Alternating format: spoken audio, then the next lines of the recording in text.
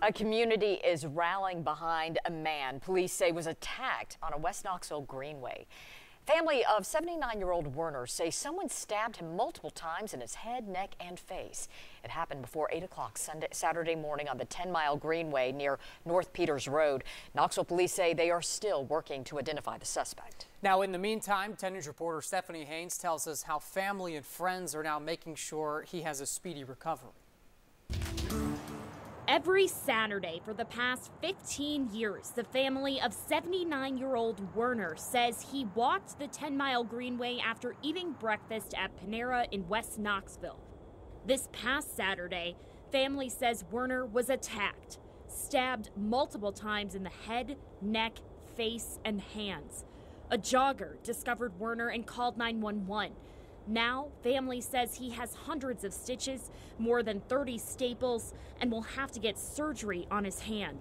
Family says it will be a long recovery, but it won't be a lonely one. Werner, we're rooting for you, man. We love you. Managers at National Fitness Center in West Knoxville say Werner is a longtime member and they want him back at the gym.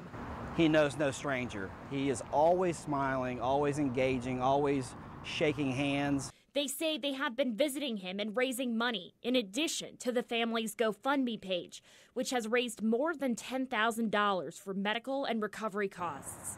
In the meantime, KPD wants to remind everyone that this attack is unusual and the greenways are safe. Well, we have a strong presence on the greenways. We'll do upwards of 3,000 directed patrols on greenways every year. And so we make a concerted effort to make those safe areas. Still, KPD suggests walking with a buddy, carrying your cell phone, and not wearing headphones. That way, you can be more aware of your surroundings. Stephanie Haynes, WBIR 10 News.